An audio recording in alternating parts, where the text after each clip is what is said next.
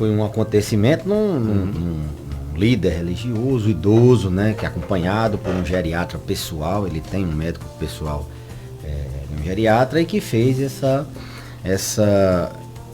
intercorrência com necessidade de cirurgia. Ele tem uma doença chamada diverticulose. Divertículos são bolsas que são formadas no intestino em algumas pessoas que têm predisposição e que tem uma incidência muito maior no indivíduo idoso. Então essas bolsas, elas acumulam fezes, elas acumulam restos da digestão, assim vamos dizer, e com o tempo elas podem inflamar. O nome da doença é doença diverticular dos cólons, né? O cólon é uma parte do intestino. Doença do divertículo, doença da bolsa, e quando essa bolsa inflama, a gente chama de diverticulite. Essa bolsa inflamando, o paciente tem como se fosse um apendicite do lado contrário. A apendicite ela é do lado direito, e aí é do lado esquerdo, e ela pode inflamar e necessitar às vezes de abordagem cirúrgica, né? O Papa tinha a doença diverticular e fez uma estenose. Ele, de tanto inflamar, estreitou, muito provavelmente, a passagem das fezes, e foi programada uma cirurgia para refazer essa estenose. Estenose é o estreitamento. Mas o importante é que um paciente idoso que fez uma doença comum em idosos, que é a doença diverticular, as pessoas que têm essas bolsas no intestino. Os sintomas são dor abdominal, cólica, às vezes simula uma crise de diverticulite, simula até uma apendicite, e que é mais comum em pacientes idosos, pacientes que têm o intestino um pouco preso. É comum em idosos acima de 80 anos? Primeiro que não é comum em pessoas menos de 60, né? E segundo que é mais frequente em pacientes acima de 80? É uma doença que tem íntima relação com o envelhecimento. Então, quanto mais idoso, maior a incidência. Isso é explicado pelo envelhecimento do intestino. Quando a gente envelhece, o intestino da gente ele vai meio que perdendo algumas estruturas que mantêm ele com o mesmo vigor. Ele vai ficando mais frouxo, ele vai ficando mais elástico, ele vai ficando até mais lento. E isso vai facilitando essa formação de divertículos, de bolsas ao longo do intestino. Então, sim, os idosos, muito idosos, acima de 80 anos, eles têm uma incidência maior do que de 70, de 60, de 50. Vale salientar que outros hábitos alimentares, por exemplo, inclusive o Papa foi comentado que ele tinha um hábito na Itália, ali, como muita pizza, tinha maus hábitos de alimentos que prendiam o intestino, alimentos que não são recomendados para a doença diverticular, que inclusive uma das medidas terapêuticas é você não deixar o intestino preso, tentar evitar a constipação o máximo possível. E a alimentação, ela piora, pode agravar o quadro e pode, como é que eu posso dizer, induzir uma pessoa que poderia passar sem ter a diverticulite, mas pelo envelhecimento, até mesmo por genética, hábitos alimentares podem favorecer tanto o aparecimento como a própria piora, a própria crise. Era essa a minha pergunta, exatamente, que cuidados os idosos ou até os cuidadores, né, as pessoas que lidam mais com os idosos, devem ter para evitar situações como essa? A alimentação é um dos principais requisitos? Sem dúvida, Geraldo. A alimentação em pacientes idosos, portadores de doença diverticular, portadores de diverticulose, ela tem que ser especial, ela tem que ser diferenciada. Com essa ideia de evitar o intestino ficar preso, essa ideia de evitar que o intestino tenha problemas de aumentar a força, a contratilidade, e aumentar essas bolsas, ou mesmo ele reter fezes e gerar uma inflamação aguda daquele segmento do intestino, gerar a crise de diverticulite. Então, passa pela alimentação, alimentos mais laxativos, a ingestão de líquido é fundamental. Esses pacientes, muito mais ainda, eles têm que beber. A gente está sempre recomendando hidratação para os idosos, beber bastante suco, bastante água. Nesse caso de quem tem intestino preso, ou quem tem diverticulose, tem que ingerir uma quantidade muito maior e ficar atento para crises de dor na barriga, saber que tem essa doença e que ela pode sim necessitar de antibiótico ou até mesmo de cirurgia de urgência. Sempre avaliar com colonoscopia, o exame do reto, que avalia a quantidade, avalia o tamanho, avalia o risco daquele segmento do intestino estenosal, ter alguma perfuração, alguma coisa nesse sentido, e aí sim programar eletivamente a cirurgia, mas esse cuidado da alimentação, da hidratação, da mobilidade do paciente. Muitos idosos são acamados, essa semana inclusive eu falei sobre idosos acamados, semana passada, na 95, e um dos cuidados que a gente tem que ter é com o intestino. Intestino preso é muito comum em paciente acamado, então aqueles cuidadores de pacientes acamados, sabedouros de que o paciente também tem a doença diverticular, tem que redobrar o cuidado, lançando mão às vezes até de lavagem intestinal, para evitar exatamente essa bolsa se inflamar e acontecer uma crise maior. Alimentação e hidratação, ficar observando o trânsito intestinal. O paciente com demências, eles no começo as famílias ainda confiam que eles sabem ir no banheiro e às vezes não evacuam a quantidade, não evacuam de forma correta, e isso pode prejudicar. Tá atento. Beleza, as pessoas estão... Boa tarde, doutor Beleza. As pessoas estão muito acostumadas a dizer assim, pronto, dê fibras ao idoso, faça que a fibra esteja na ingestão diária dele, numa determinada quantidade, pelo menos 2, 3 refeições, mas só isso aí já dá uma forcinha, ou tem algo a mais nessa dieta aí que a gente pode pensar para o idoso nessa circunstância? Pronto. Na verdade, Alexandre, o intestino do paciente idoso, ele realmente tende mais a ser mais lento, a ter, ele tem mais predisposição à constipação do que funcionar até normal, pelo envelhecimento das fibras, no caso das fibras musculares do intestino delgado. Então, naturalmente, a gente tem que orientar um acréscimo de fibras, do mesmo jeito que a gente orienta a aumentar a quantidade de proteínas em virtude do envelhecimento.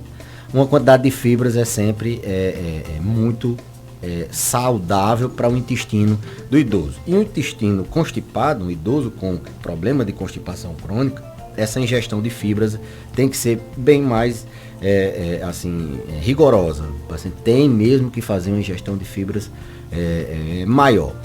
O interessante é que uma ingestão de fibras maiores, ou quando você suplementa fibra artificial, é importante saber que a quantidade de líquidos tem que ser aumentada. Então não adianta só ingerir a fibra e não beber água, porque aquilo vai só piorar, na verdade, a constipação. Então uma das formas da gente evitar a piora da constipação é aumentar a ingestão de fibras. Só isso que você perguntou? Não. O intestino depende muito da mobilidade. Se o paciente é acamado, como eu falei agora há pouco, ele não tem mobilidade, ou ele é sedentário, não faz atividade física, então quanto mais a gente se movimenta, melhor o intestino funciona. A quantidade de líquidos, como eu falei, não é só fibra, você tem que aumentar sim a ingesta de líquidos. Prestar atenção se não tem nada que possa estar interferindo naquele intestino, por exemplo, medicamentos. Alguns medicamentos eles tendem a prender o intestino. E idoso ele toma, via de regra, muitos medicamentos. A gente tem que estar atento, uma das causas de constipação, ser sim medicamentos. O próprio forma como ele defeca, isso pode interferir. Se defeca na fralda, se ele tem o hábito de ir para o sanitário, se tem uma mobilidade reduzida e a família na hora coloca uma fralda, alguma coisa, até isso pode piorar. Então, não é só fibra, tem que ter a fibra junto com a fibra, muito líquido, água e suco, tem que ter mobilidade, tem que ver se não tem nenhum remédio que possa estar interferindo, tem que ver se não tem uma doença que justifique aquilo. Exemplo, doença da tireoide, hipotireoidismo, da intestino preso, diabetes, tende a degenerar o plexo mioentérico e fazer constipação, Parkinson, uma doença que cursa muito com intestino preso. Então, são algumas variáveis que a gente leva em conta para manter o intestino funcionando normalmente, sem problemas, e no paciente que tem divertículo, evitar uma crise maior. Para a gente evitar situações como essa, é interessante também o cuidador, o familiar repensar a alimentação daquele idoso, ou seja, o cara diz assim, meu pai desde de sempre comeu de manhã bem generosamente, o almoço também, o jantar também, tem que repensar isso aí? Sem dúvida, não só pensando no intestino saudável, mas pensando numa manutenção da vida, na manutenção da saúde global. Veja que a gente acha que o idoso tem que comer menos e, na verdade, o teor proteico, a quantidade de proteínas tem que ser até maior, porque ele tem uma necessidade maior, ele perde mais músculo, então isso é até um mito, que o idoso tem que comer menos proteína. Não, pelo contrário, ele tem que comer mais.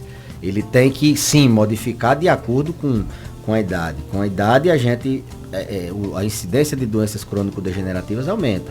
A diabetes, a hipertensão, elas são muito mais comuns num paciente idoso. Então não vai comer a mesma coisa se ele tinha 40 anos, ele trabalhava no pesado, ou ele tinha uma atividade física assim, muito maior, uma pessoa que tem 80, que já não trabalha mais no pesado.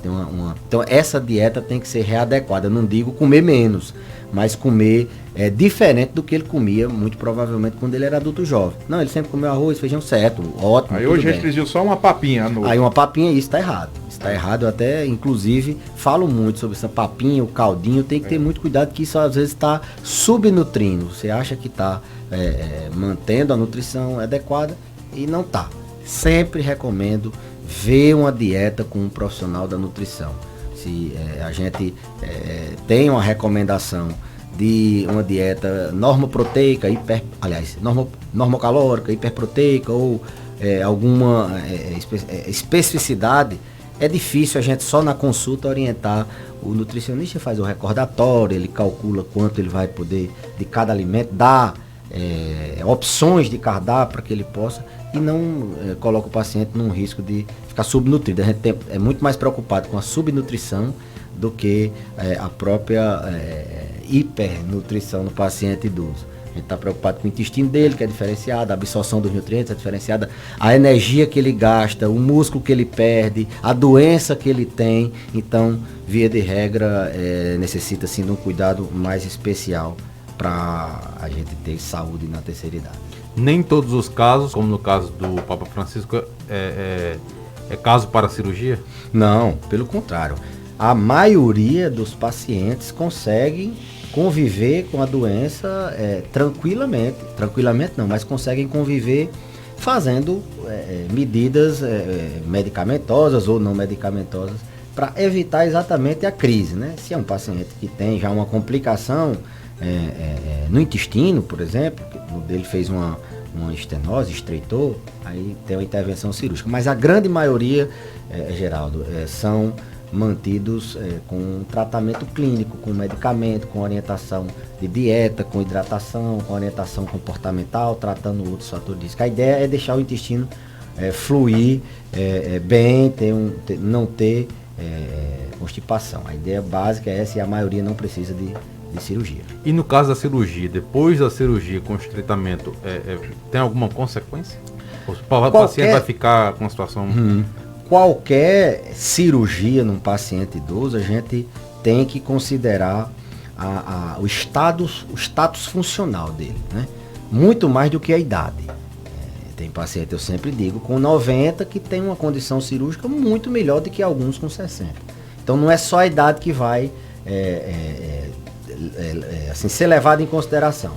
O estado nutricional, se é um paciente que está desnutrido, se ele está com as taxas fora do controle, se ele é um paciente desidratado, se é um paciente que tem uma capacidade de andar, de se movimentar, se ele é independente, se ele tem cognição ainda, se ele é lúcido, se ele não é, tudo isso é levado em consideração no pós-operatório, né? Não é só a cirurgia em si, a condição operatória, e faz muita diferença o paciente ser submetido a uma cirurgia, o paciente idoso ser submetido a cirurgia tendo um status, uma capacidade funcional boa, de um paciente que não tenha uma capacidade funcional boa, mesmo idades diferentes, um mais velho e outro mais novo. Então, os cuidados especiais aí, não vou assim, entrar no detalhe da técnica cirúrgica, que não, assim, na verdade a gente não tem conhecimento, mas a condição de operar, geralmente eles tiram aquela parte e faz uma anastomose, intestino assim, costurado, não, ele é suturado, tira aquela parte que está estenosada e as duas pontas se unem. Se for uma parte pequena, isso vai depender muito do tipo, do local, da condição, mas a cirurgia é um detalhe mais técnico do cirurgião. A gente tem que colocar o paciente em condições para se operar e quando ele for operado a gente dá condições de ele voltar o mais rápido possível ou da melhor forma possível para a sua vida normal. Porque eles, em pós-operatório, um paciente frágil ou paciente assim, com a capacidade funcional reduzida, é muito comum quedas e fraturas, trombose, é muito comum eles demenciarem, fazerem delírio e não voltarem mais à cognição dele prévia, eles terem transtorno do sono, piorarem o sono depois, sofrerem muito. Então o cirurgião faz o procedimento perfeito e se você não faz um pré-operatório, um pós-operatório adequado, esse paciente pode ter um prejuízo na funcionalidade dele importante. Tem pergunta aqui no nosso WhatsApp que diz o seguinte: boa tarde, doutor Belísio. Existe remédio para cãibra? Meu pai tem 93 anos e agora só vive tendo muitas câimbras nas pernas. O que é que o senhor diz? Esse caso aqui, inclusive, é importante ter cuidado com quedas. Sim, cãibra é uma queixa assim, que vez por outra aparece e na maioria das vezes estão relacionadas a múltiplos fatores. No adulto jovem, geralmente tem um fator que responde, mas no idoso, geralmente, é um diurético tiazídico que ele está tomando, medicamento para pressão que dá cãibra, é uma circulação venosa prejudicada, é uma circulação arterial prejudicada, é uma diabetes, é a perda de massa muscular acentuada, é o sedentarismo, a pouca locomoção que ele tem.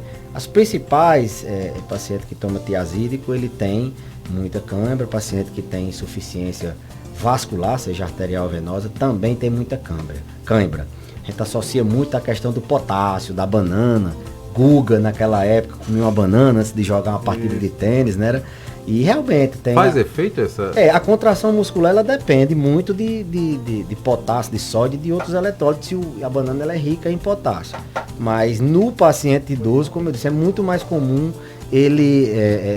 a cãibra ser de um medicamento, a gente troca por outra classe e o paciente fica bem, ou porque ele está perdendo massa muscular na panturrilha, ou porque a circulação dele ali não é boa, entendeu? Então é muito mais comum desses fatores do que mesmo só comer a banana para evitar a cãibra. No adulto jovem, no desportista que tinha assim, mensurava bem os eletrólitos dele, a gente acredita que funciona. Mas no idoso isso é mais raro de acontecer. Tem que, como eu digo, matar o mal pela raiz. E no caso dela, quais seriam os conselhos para o pai dela? Pronto. Observar se tem algum medicamento diurético tiazídico e levar ao médico que cuida dela esse questionamento. Será que não é desse remédio? Observar se as pernas são arroxeadas, se tem varizes, se são inchadas. Isso é um sinal de que está funcionando mal a circulação. E movimentar. Eu sempre recomendo quem tem cãibra fazer exercício para panturrilha. Ficar na ponta do pé.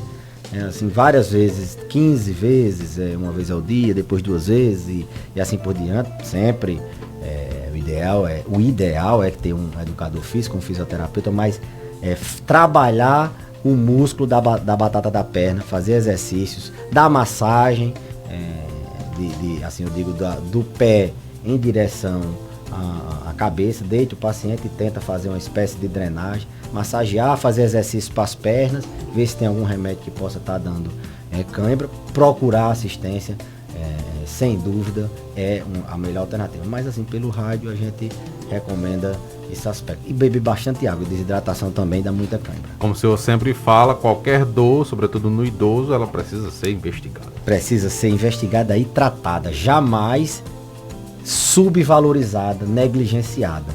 Jamais aceitar que dor é de idade. Nem que é normal. Se idade desse dor, todo mundo que tinha a mesma idade tinha a mesma dor. Então, doença, precisa de tratamento, muitas vezes tratamento continuado. Teve dor, tem que procurar alguma coisa que a dor ela vai atrapalhar seu sono, vai atrapalhar seu humor, vai ficar mais irritado, daqui a pouco tá dando esquecimento, daqui a pouco tá fazendo você não fazer mais aquela atividade, num paciente idoso não tá deixando mais ele ir no banheiro sozinho, não deixa mais dormir na rede que ele gostava, então tem que ser tratada, não achar, não, isso é da idade e deixar de lado.